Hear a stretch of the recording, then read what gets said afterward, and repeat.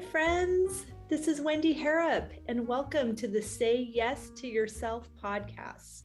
On the Say Yes to Yourself podcast, you'll hear stories from women just like us who are adding the practice of saying yes in their daily lives in big and small ways, and as a result, are experiencing the truth that everybody wins when you say yes to yourself. Saying yes to yourself is a graceful unfolding, an intentional becoming of the very best version of you. It is my hope that in these conversations, we are able to find our truth and be inspired and empowered to live our very best lives. I'm so excited to go on this journey with you, and I look forward to finding a bit of our own story in each other's.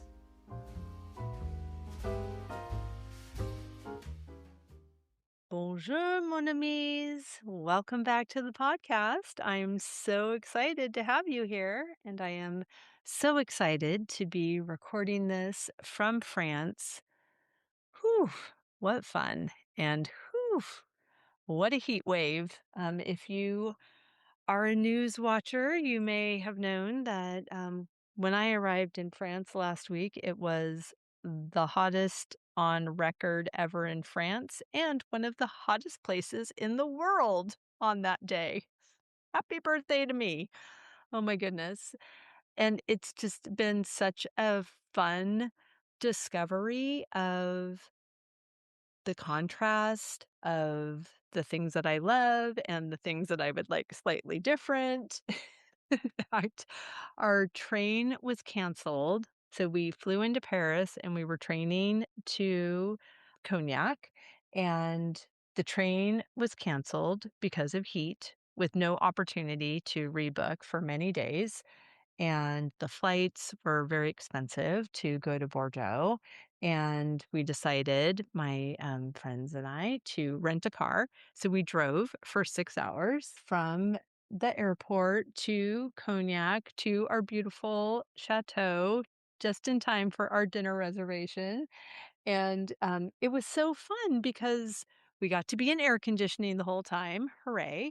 We got to chat the whole time, which, if you've been an American on a train in France, they would prefer that you not chat the whole time, but we weren't even sitting together.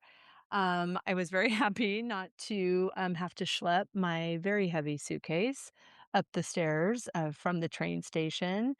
And it was just amazing to be able to reframe the situation from, "Oh my gosh, what are we gonna do? I don't wanna stay in Paris for extra days. I wanna be at my new house. Like, this is so fun."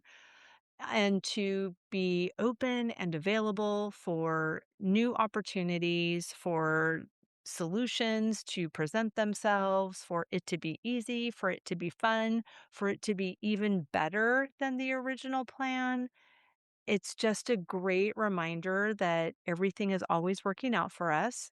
And when we can approach these setbacks with that mindset, when we can use the contrast to fine tune what it is we really want, it has a beautiful result. And the reason that I giggled earlier when I said contrast and fine tuning is on this epic journey from Paris to Cognac, we had to stop.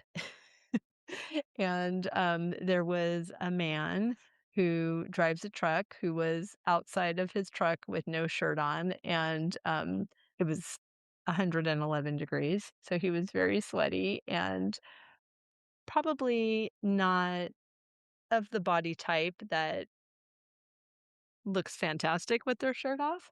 And when I saw him, I told my friends, "Ooh, I think I need to be a little more clear when I say, a hot French guy, um, that I'm interested in a hot French guy, that I need to be a little more clear that I don't mean temperature." So, that was just a fun giggle for our ride, and, we've seen quite a few hot French guys that are not going to be making the list. But anyway, it is fun to find joy on the journey, and I hope you are doing that as well. You know, we're saying yes to ourselves, we are normalizing this beautiful practice, and it doesn't mean that all your flight connections are on time and all of your travel is just easy and you just float around on a bunch of champagne bubbles and nothing bad ever happens. But what I'm noticing in doing this work, in being intentional, in being in alignment with myself, the recovery time is really quick. And I love that so much of my expansion has come through the conversations that I have the pleasure of having on the podcast. And today's guest was no exception. Today we have Patricia Noel Drain. She is a seasoned business mentor, author of 14 books, and host of the When Passion Meets Profit podcast. She specializes in empowering women over 50 to discover and monetize their unique gifts, creating fulfilling and profitable businesses. A former teacher, Patricia believes that we can find our passion and unlock our gifts at any age or stage, with or without a degree. Through her signature program, Your Gift is Your Niche, Patricia guides clients to build sustainable, purpose driven enterprises that align with their passions and expertise. See, I told you she's great. And I know you are going to love this conversation with Patricia Noel Drain. Patricia, I just have to say, I'm so grateful for you. To my listeners, I just had the most beautiful 7-minute love fest from this fabulous woman, and I am feeling filled with appreciation. I feel seen, I feel heard, I feel known, and it is reminding me of what a safe place this podcast is for me. And I hope also for you as the listener, and most certainly for the amazing women that I get to host. And I'm so thrilled that today it's you, Patricia. So thank Oh, you for good. being here. You're welcome.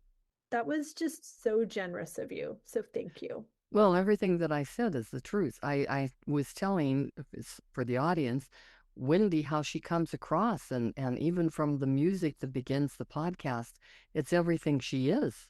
She's a very kind, very elegant speaking professional, and it comes across with everything she does, everything she says. I'm sure they all agree. I'm so delighted. It's so interesting. You had mentioned, again, so graciously, and I promise not to talk about myself this whole time, but you mentioned the long time divorce process that, of course, my Mhm. listeners know about. And it's just fascinating. And I'm sure you find this with your clients as well, that when we say yes to ourselves, when we make some significant life changes or just catch up with the woman we became in the process of whatever else we've been doing. And the things that maybe we thought were not superpowers, and maybe we thought were things that other people didn't appreciate, so that they're not worthy of appreciation. Mhm. And when we find out that that is our niche, when we find out that that is what draws people to us, it's just fun. It's like, oh, wait, it gets to be easy. I get to just do what I'm already good at, and I people want right? to be a part of that. Okay, where do I sign? You get to be you. Hmm. Yeah. And I know that's the premise of everything that you do. Yes, yes. Yes, so I want to hear more about that. I know you have like your signature program I want to talk about. I want to talk about the podcast, all the things. But I would love to hear first, how are you saying yes to yourself in this season? Well, because I am kind of a groupie and I listen to a lot of your podcasts, I knew that was going to be a question, so I'm ready. For me, I say yes to myself at this point in life because I would like some new, unique experiences. And I didn't realize that Well, your question definitely made me think of that, but I didn't realize it until I went to a bagpipe festival. Now, I mean, I've heard a bagpipe before, but I've never heard 50 at the same time Oh my for goodness. 4 hours, and it was, yeah, it was over the top. However, I looked at that and I thought, okay, this is a culture I don't even know about. This is an experience I've never had in my life. When all those bagpipers came in and well, the songs to me sound all the same, but to these other people, I could tell they didn't because I watched them tap their feet. Pretty soon they got up and they started doing some kind of a dance that I've never seen, and they wanted us to get up and do it. Well, no, because I don't know, I don't know that dance. But it's some kind of a Scottish dance that they get up and do. And it doesn't matter if it's two girls, two boys, that's just what they all did. And they got in a lineup and then they went down the middle of the line. And it was quite fun to watch. And all of a sudden, out come the dancers that literally dress up like the bagpipe people. And they start dancing and doing their wonderful dance. It was so exquisite, and I thought, I want more experiences like that. It might not be that I'm Scottish. It might not be that I am into 50 bagpipes at once, because my ears did kind of hurt at the end. For sure. But that really introduced me to it's time to open up the gates and look out there and see all the different experiences there could be. Was that a good answer, Wendy? My gosh, it's beautiful. I love that for you. And I love that I I love that question. Mm-hmm. Of course, I ask it to every single guest, and I Mm-hmm. love that I never get the same answer because it's so personal, Yes. but it also requires some thought. Yes, yes.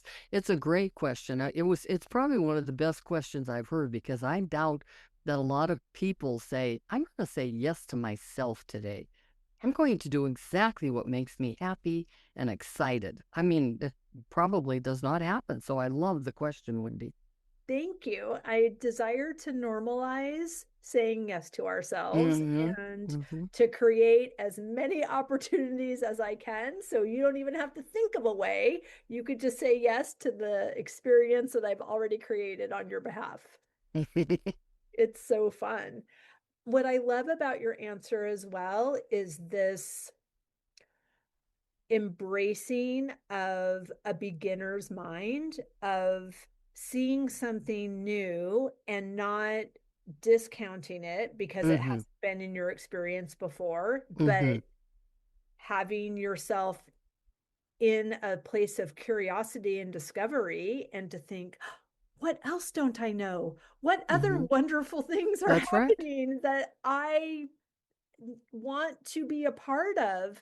And it's so fun to, I'm assuming, just in the magical 14 minutes of being in your universe, is that you're not a person that requires whatever this new thing is to fill out an application. Like you're going to say, gosh, that feels like a yes. I'm going to go over here. And then I'm going to say, okay, maybe not Mm-hmm. 50 bagpipers in one place. Maybe earplugs next time. Maybe an outdoor event. Mm-hmm. Maybe I'll be in Edinburgh when that happens. Like whatever, you're allowing yourself to fine tune your next experience based on what's happening now instead Uh-huh. of shutting down.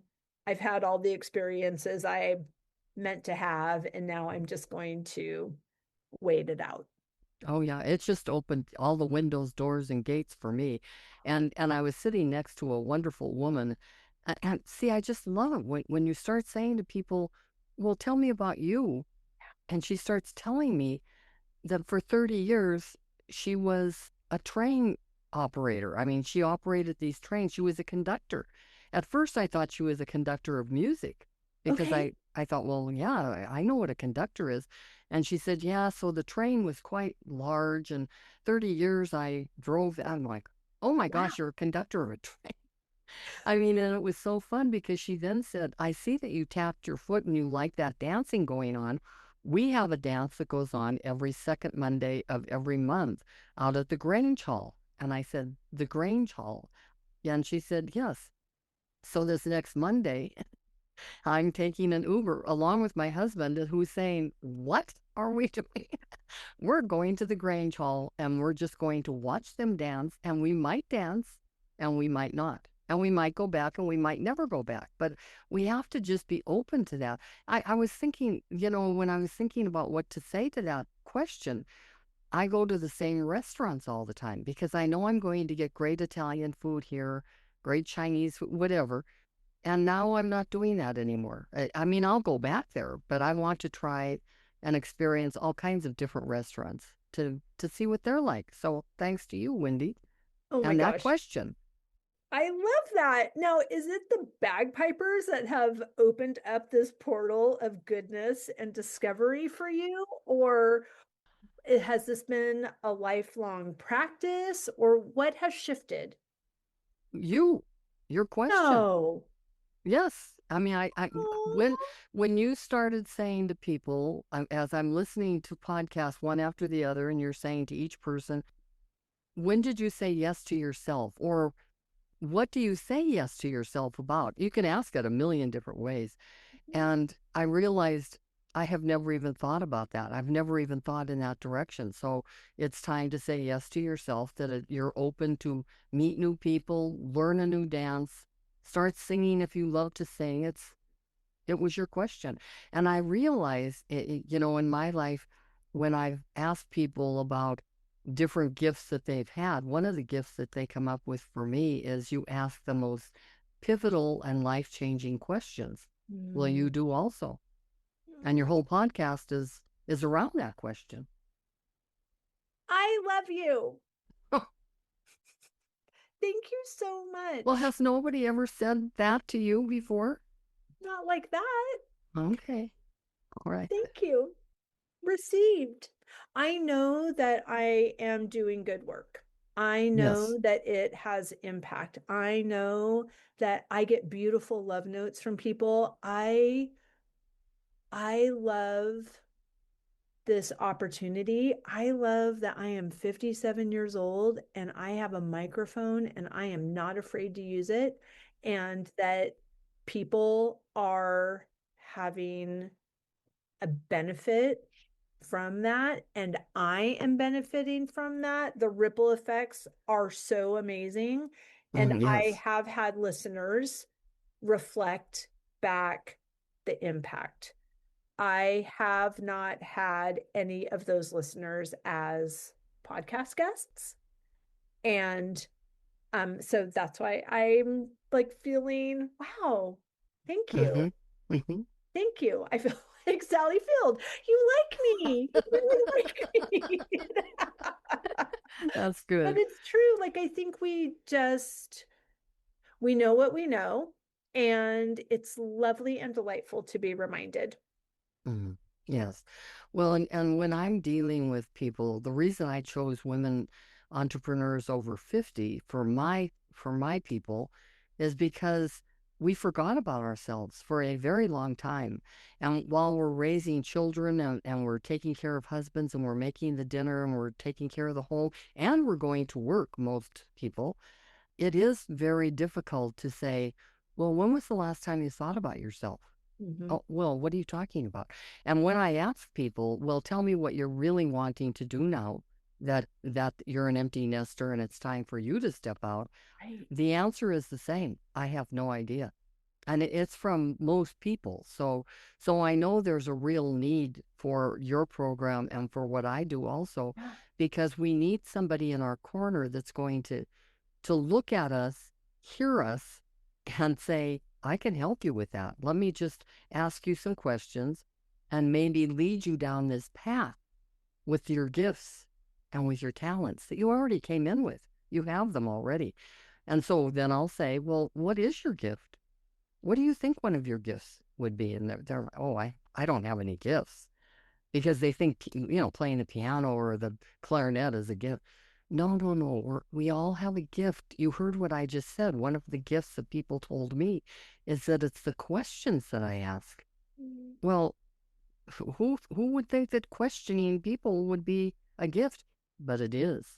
But Right. I listen also. I listen very intensely to a person and then strategize with them. And that's a different animal because I also discovered I cannot teach people how to listen. You Mm, either are a really deep listener or you're not. mm. Well, and I think what I recognize about your giftedness in asking questions is that there are some people who ask questions and it can feel more like an interrogation. Yes, yes. And then there are people who ask questions and it feels like an invitation. Hmm. And you ask questions in an invitational way. And I had to separate that for people because the interrogational question is so offensive, isn't it? Mhm. It's just when they start interrogating and just kind of ripping into you. When did that happen? Why did it happen? Do you know anything? I mean, it's just awful. But when you are really helping a person with themselves and thinking, just like you said to me at the beginning, Wendy, it's a question that makes you think. And you're absolutely right. You have to think about when did you say yes to yourself? Or how do you say yes to yourself? Or when are you going to say yes to yourself? Like I say, you can say it many different ways.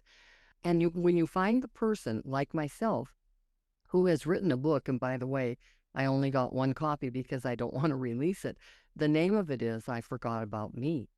So Mm, there's something in there where I didn't feel I was heard or was listened to also. I have a microphone, so now people have to listen to me. that's right. Hmm. How long have you been doing this work and serving this beautiful demographic that I am in, women over 50 that are looking for their niche? How did that get started and how did you land on this signature program? Yeah, so I was a school teacher many years ago, and I just remember those little children coming up to me saying, Mrs. Drain, I don't know what to be when I grow up. And I'd say, honey, don't worry, you're in the second grade. Right. I would reteach those people today, those little tiny beautiful children, and I would dig for their gold. I would start asking them about their gifts and their talents. And when they grow up, what could they do with that talent? I definitely know I would teach differently. But when I did grow up and I became a business owner, I owned an executive recruiting staffing firm for many years in Phoenix, Arizona. And so I had to ask questions. I had to get to know these people if I wanted to place them in the job that they wanted. And that's when I discovered that most people did not know of themselves at all.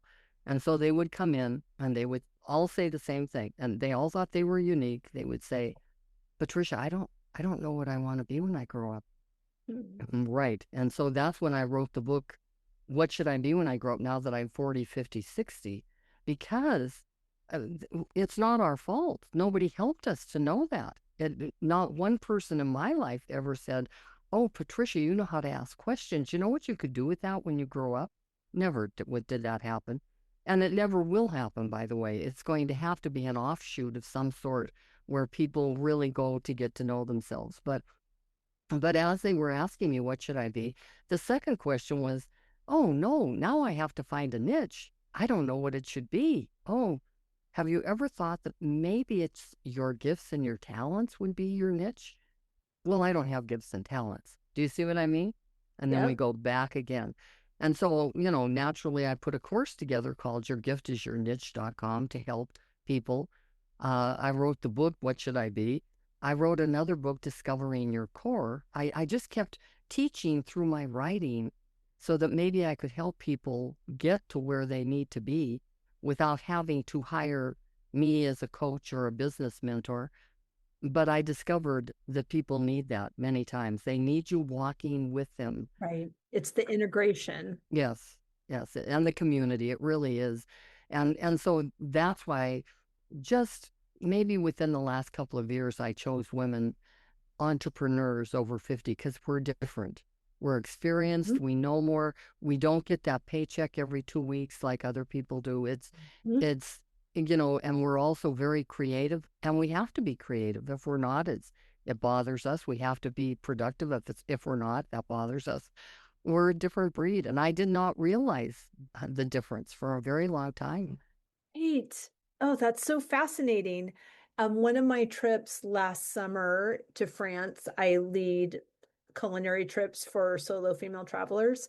And we were all at a lunch table, and my co-host for that retreat was talking about how she was an art major, but that she went into a different line of work. And so started asking everyone at the table, like, if you had it to do over again, what would you do differently? And they were all saying about these creative pursuits that they loved so much, but Mm-hmm. there was an opening at their father's business and they had to go to do that, and like all of the things. And as we were going around the table and I was listening to all of this, I thought, oh my gosh, this whole Mm-hmm. time I thought I was doing it wrong. And now you all think I'm an expert because I've only been an entrepreneur. I have only been bootstrapping this, figuring it out, course correcting, pivoting all over the place. I've never had a resume. Mm-hmm. I've never looked for a job. I don't know. And I really truly thought that I was doing it wrong. And Isn't that to interesting? now be in conversations like you are with your clients, where people Mm-hmm. are in this beautiful incubator of reinvention, and they're used to a paycheck or used to really defined roles as mother, wife, caretaker, whatever they've been doing this whole time. And to say, like, no, you can do whatever you want, and you can be your Mm-hmm. boss, and you can, and if you have the personality of someone who is a self-starter, who has good ideas and can implement them, who has a great relationship with support, who, is an idea factory, all of these things, and can take inspired action, then you might find joy in this entrepreneurial journey. But That's if right. you need to know what the trajectory is, it Mm-hmm. might be a rough ride. That's right. And one of the things that you said that was so right is you said, I thought all this time I was doing it wrong. Mhm. I thought, well, I must be doing it wrong. Well, there again, I'll tell you maybe the reason. I don't know this for sure, Wendy, about you, but maybe the reason sometimes you thought you were doing it wrong is because aren't I supposed to be a millionaire by this time? Well, I thought I was supposed to have a corporate job Yeah, and that I hated. yeah. That's what we're told to be. Yeah. But I have to talk about that forbidden topic. And I did in my recruiting firm. I had to do it every single day. The forbidden topic is money. So Yeah. I had to say to somebody, what kind of a salary do you make? And that's a taboo subject. Can you imagine asking your sister, your brother in law, your aunt, your uncle, how much money do you make? Right. It would be taboo to say that. Yeah. And so I had to say it. And then I had to say, and what kind of money are you looking to make in your future? And we had to go from there. Well, now it's the same thing with entrepreneurial women. Many of them, they can't even talk about money because if you talk about money, it's so taboo that they were told when they were little girls, never, ever, ever do that.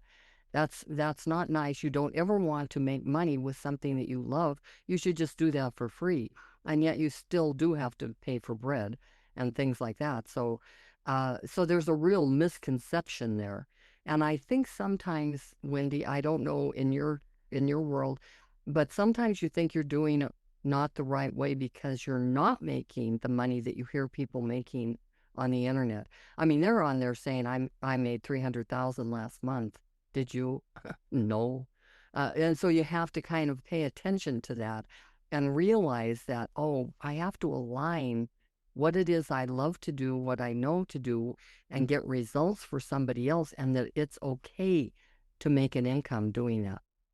Right. Mhm. Right. You're absolutely right. There are so many limiting beliefs Yes. that we come up against, and they say, right, like starting your own business is a crash course in self-development because there's imposter syndrome and the pricing. And if you are a woman and you're a creative and perhaps you were raised in the church, like there's no way you're charging for anything Oh, no, no. because like you were already told that you're supposed to do this for free, like you said.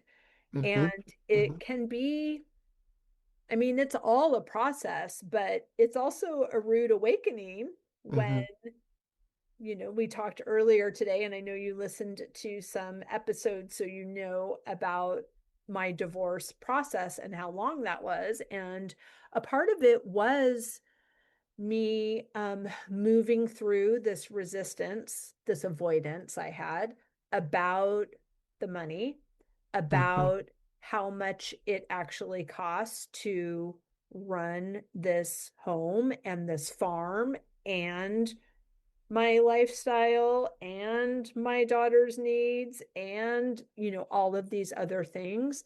And I personally avoided the money conversation and requirements because I had a belief that because the lawyer wanted they need all the financials for the divorce.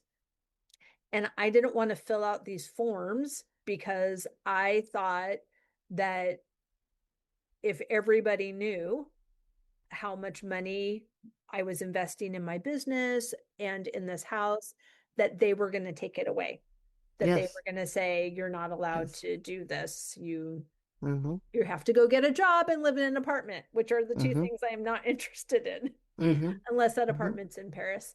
But what happened when I got over my damn self and did the thing that needed to be done, and then realized, oh, I am generating money. These investments are impactful, are important, are creating revenue. And then I became unafraid of it.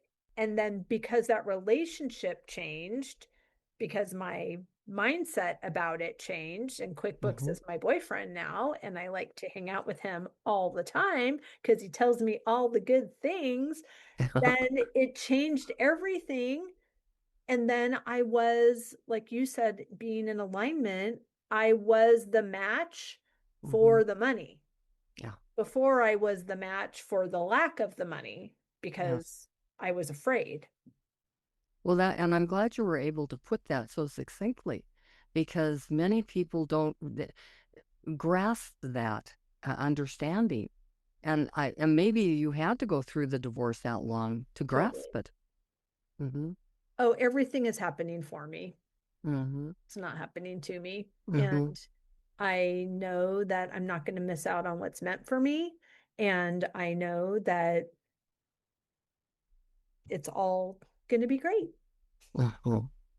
So that sustains me. I know that um I'm happy that my silliness and the beliefs that I let have a role until they no longer do. I'm happy to share those because I think, like you said earlier, when we're talking about these things, it loses its power. Yes, And it I think definitely what's does. most personal is most universal. And Mm-hmm. I'm sure Mm-hmm. there's another person who's not interested in looking at their QuickBooks, but Mm-hmm. what if it was fun? It's embarrassing to so many women, and me included, when you are not making money, the money that you know you deserve with the knowledge that you have, and how you empower other people to get their results. It's maddening, and I see that with women. And the more maddening it is, the more they hold off money. Yeah. It's a very frustrating circle, but it's everything you were just talking about. And I loved how you said that. And for anybody who really did not hear what Wendy said, go back and listen again, because she did put that in a very clear understanding of, once I let it go, you didn't say that, but once you let that go, then it was okay. Everything started happening and flowing again. Right. We are the ones that are pinching ourselves off from Yes, the good that's coming to us. yes, yes, I've done that. I know that Oh my feeling. gosh, we all have. Mm-hmm. Yeah. So, what are you finding in your work that makes you want to keep doing it? Well, it's the aha moments of people. It's it's the shift, the paradigm shift that people have. It's like, oh, I've never thought of it that way before. Oh, I've never seen it that way before.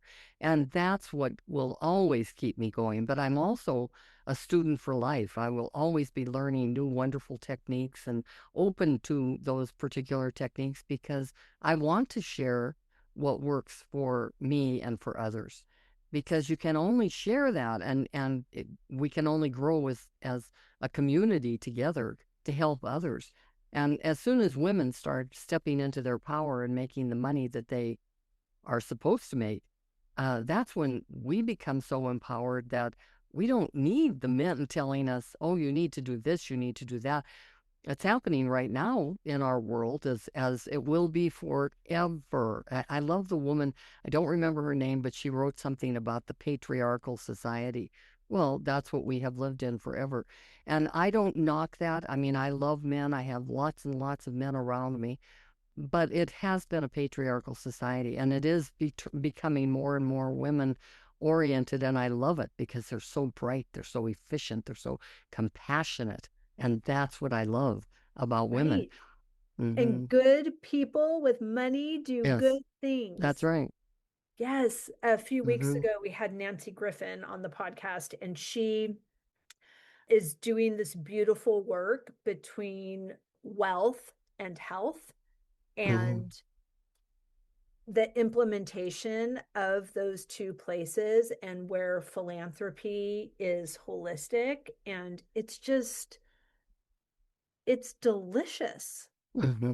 Mm-hmm. It's so good. I love it, and I love that you are, not only do you have this fabulous work that you're doing with these women individually, but say more about the podcast.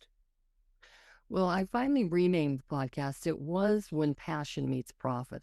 And I, of course, still go along with that because I want you to be passionate about what you're doing while you're making the income that you deserve to be making. Yeah.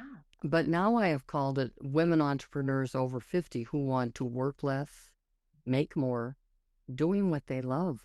I mean, it tells it all. There you go. Okay, it's a That's very some long title. excellent search engine optimization right there. Yeah, it's really because I've talked with so many women that have already put in 30 years in their life, and now they're in their 50s, 60s, and they're saying, "Are you kidding? What's next?"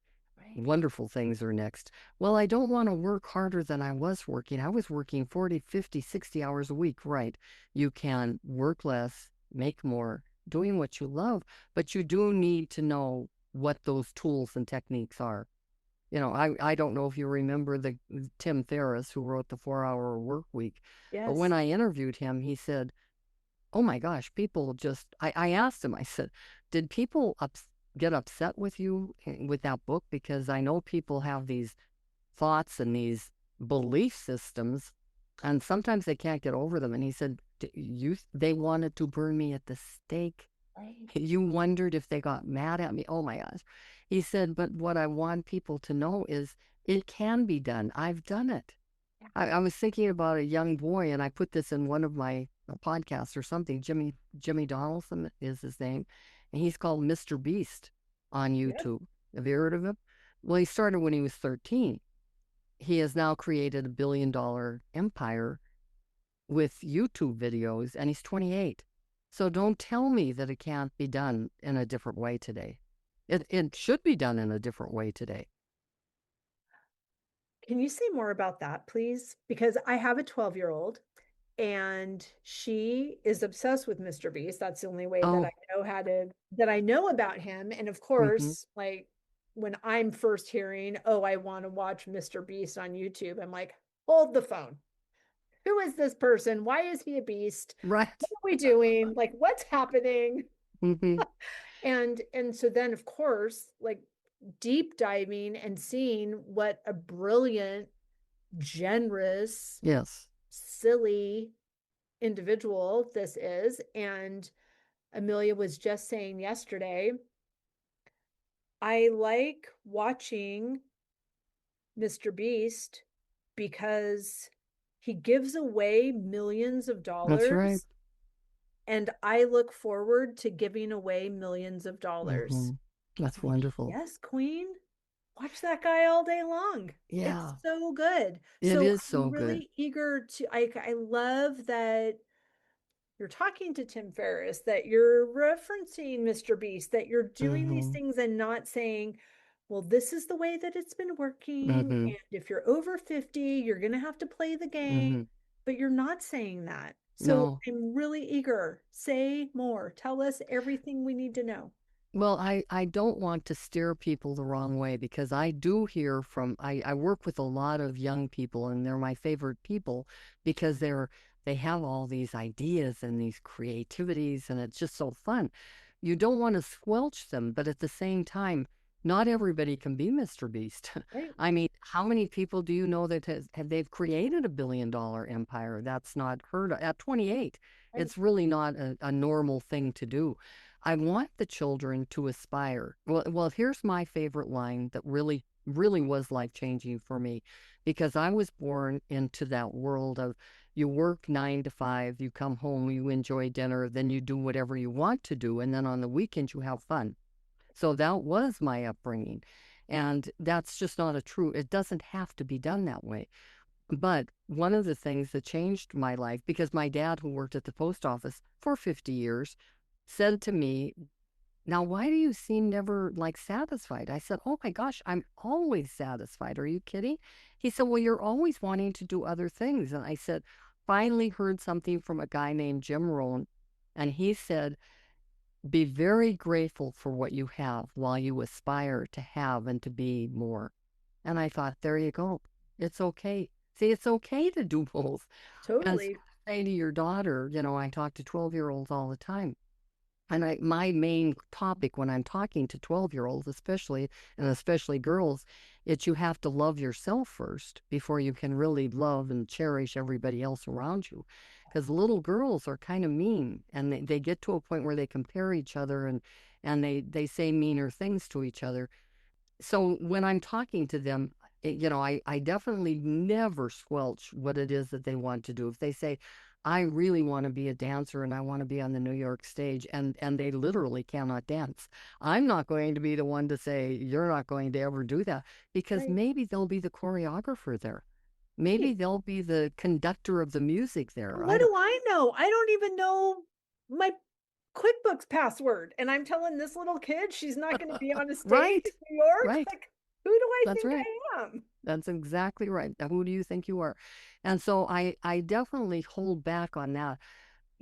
And I also think that the more that they aspire to do and be, just like your daughter, I love, love, love that what she sees in Mr. Beast is that he's giving back millions. A lot of people don't see that. They just see Mr. Beast went viral, and the way he went viral is counting from 1 to 100,000.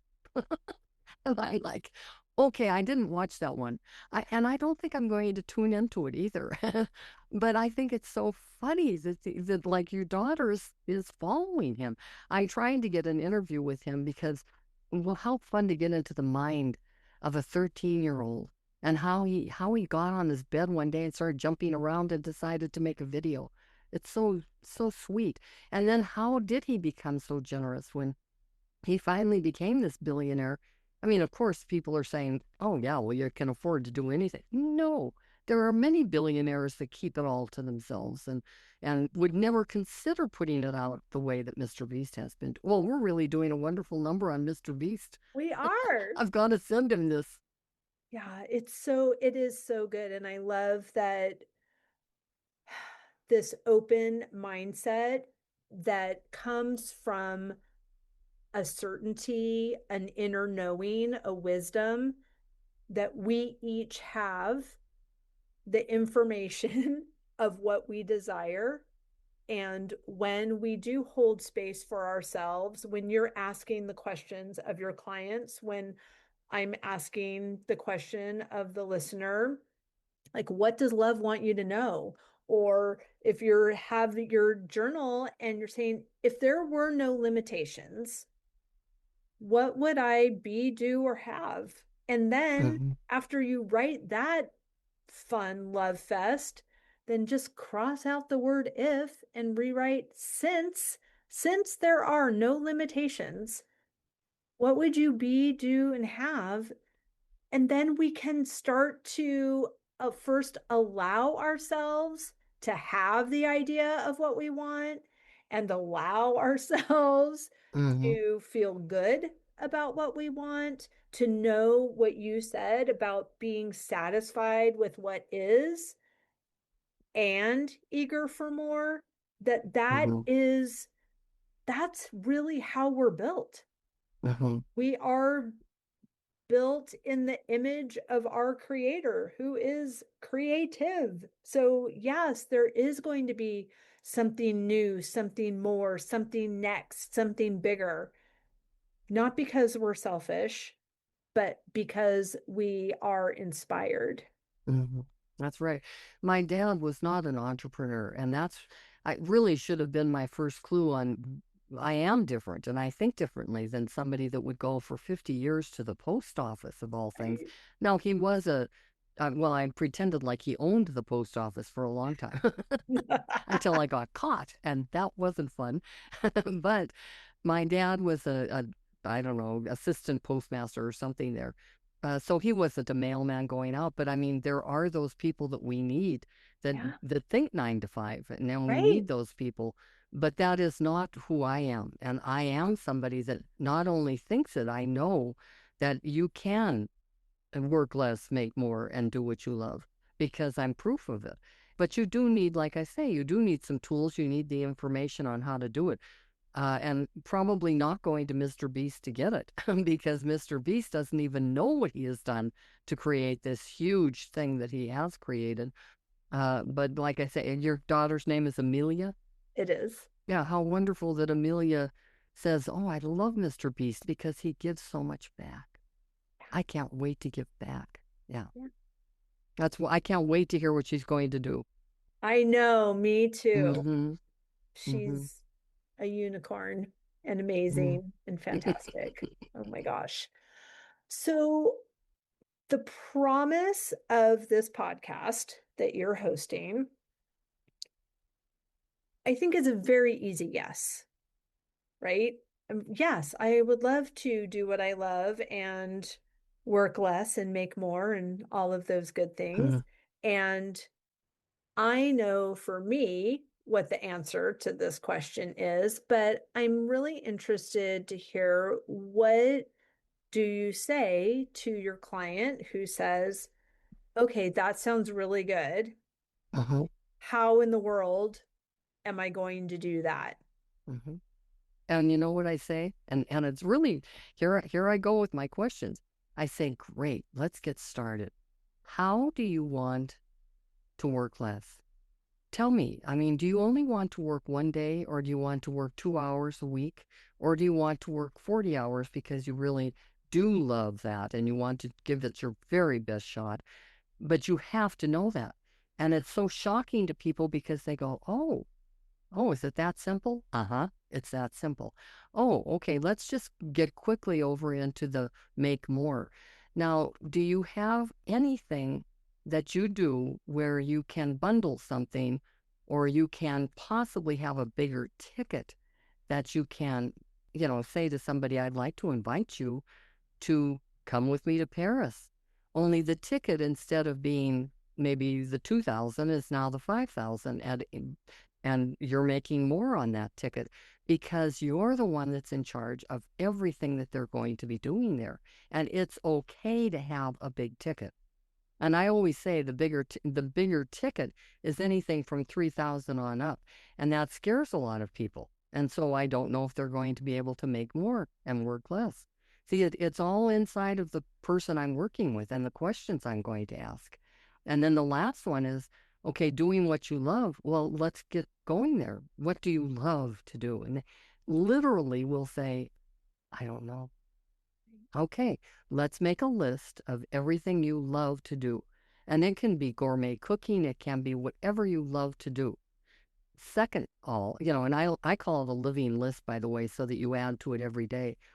And then come back to that list and what would it be that you could actually want to do a career? Because I love to cook, but I would never say that's going to be a career.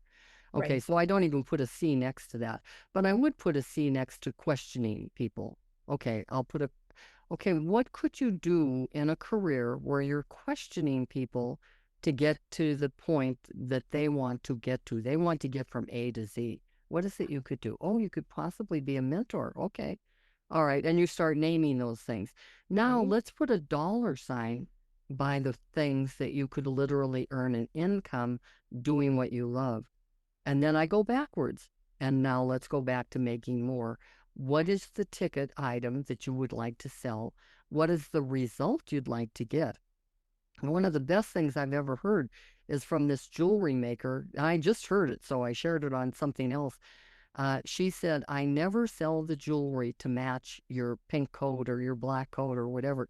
I say to them, how do you want to feel Mhm. with my piece of jewelry going out of the store?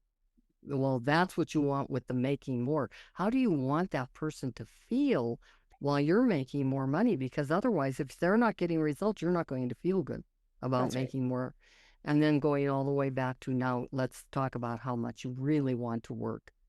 Is it only 2 hours? Is it like Tim Ferriss, 4 hours a week? Is that what your goal is? But you have to know what that is. Do you see how it all goes back to the person?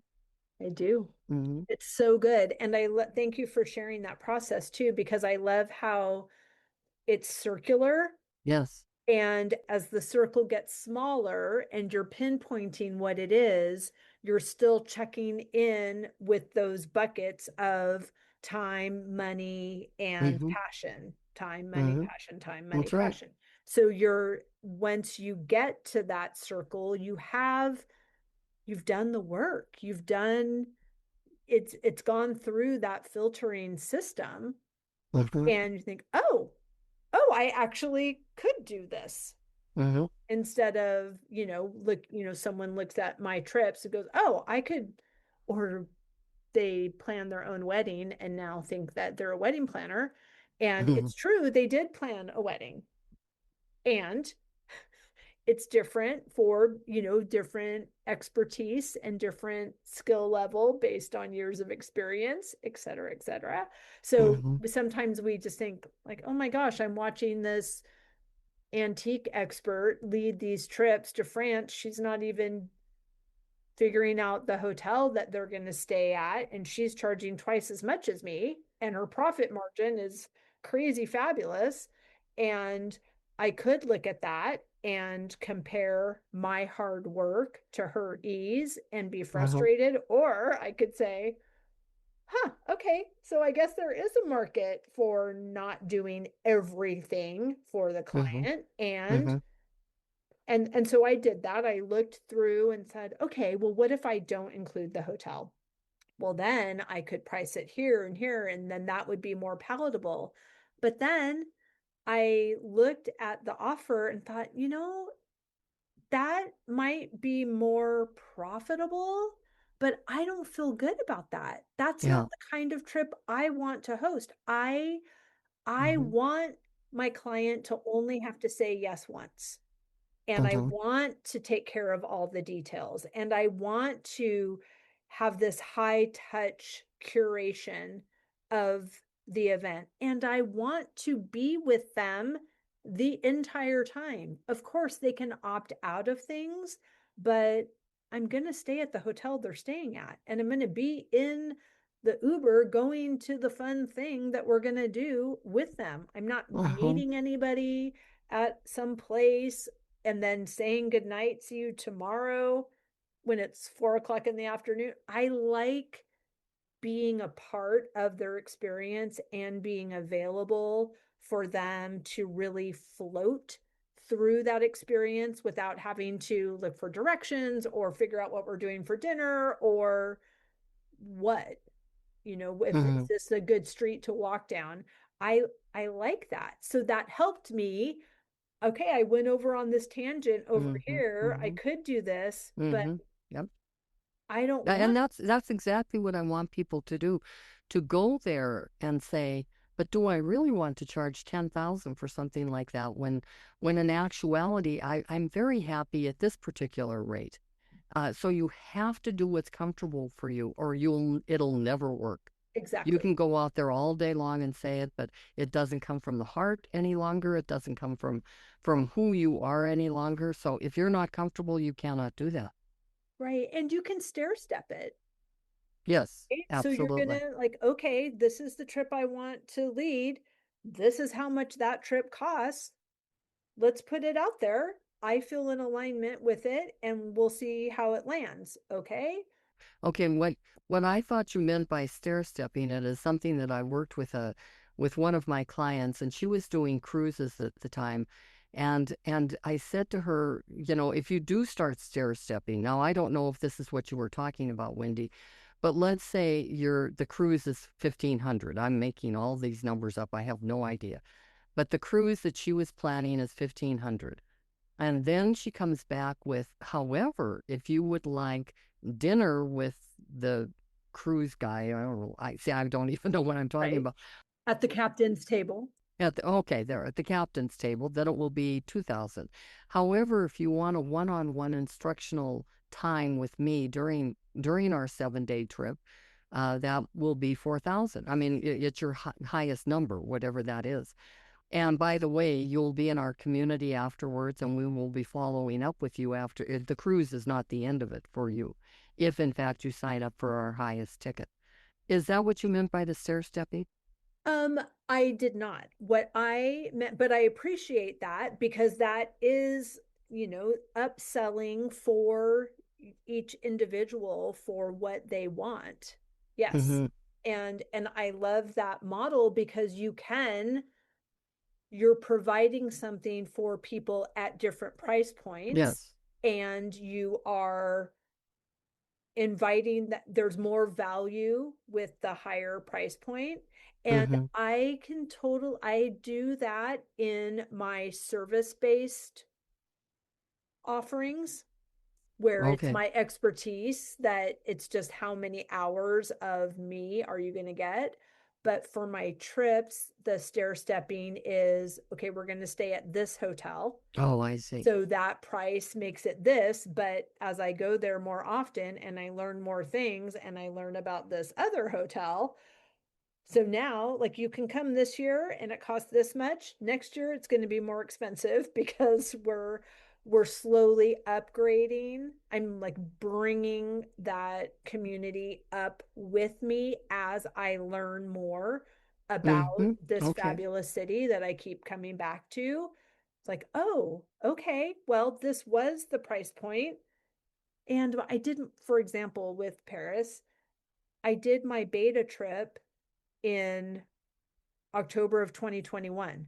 So the hotels were very, very happy to have someone stay in them in Mm-hmm. I bet. 2021. Yeah. In 2026, the hotel it's 4 times the amount of the Oh, same wow. hotel. So if you went on my very first trip, God bless you. You got a really sweet deal. Mm-hmm. Mm-hmm. And it has increased in the cost has increased, but the value has increased as well because I Mm-hmm. have more experience in the city. I've made more connections with these beautiful collaborators.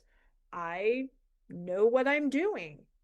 So it's not like you have to price your items at your aspirational annual income, right? Like you get to stair step it and have your vibration rise to Mm-hmm. match where you are to be in alignment so that you are making that annual income. Mm-hmm. Mm-hmm. That makes sense. And what makes sense the most, though, that you said, Wendy, is but that's not what I want to do. That's not how I want to do it. So I want to be comfortable with that. And I cannot stress that enough in the whole idea of working less, making more, doing what you love.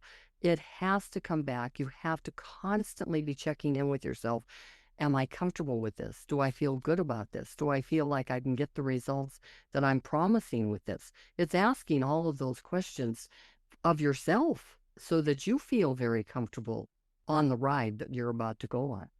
Exactly. Mm-hmm. Because you have to feel it first. Oh, yes, absolutely.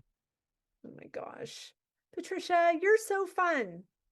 I have loved this conversation. Thank Yes, I you have so too, much. Wendy. Please tell everyone where they can find and follow you, listen to the podcast, read all the books. 14 of them is what I know about. So I'm Patricia at patriciadrain.com. I'm on all the social media as most people are today, but probably my favorite thing for people to go is to go on yourgiftisyourniche.com and read about it.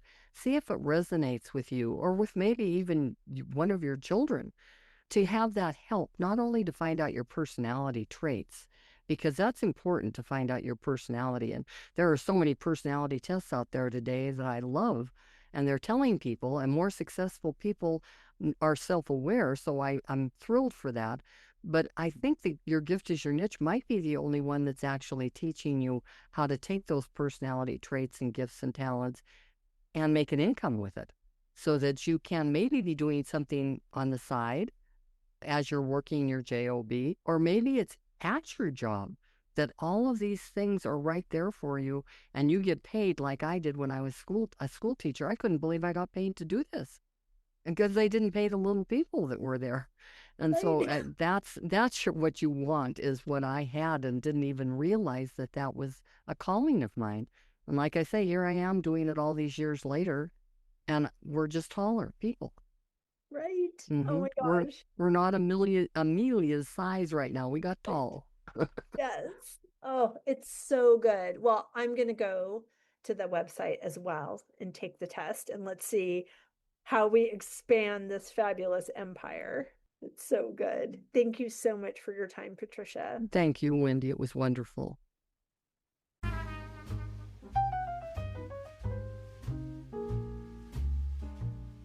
I hope you enjoyed that conversation as much as I did. As always, any links or notes mentioned can be found at phineaswrighthouse.com in the podcast section of our site, or in the show notes below. And if you haven't connected with me personally, come find me on Instagram at Phineas Wrighthouse and let me know you listened to this episode. I'd love to get to know you. Thank you for sharing this time with me. I know your days are full, and I'm really grateful that you chose to spend some of your precious time right here. Be sure to subscribe to the podcast so you don't miss any of these delightful conversations. I'll see you next week.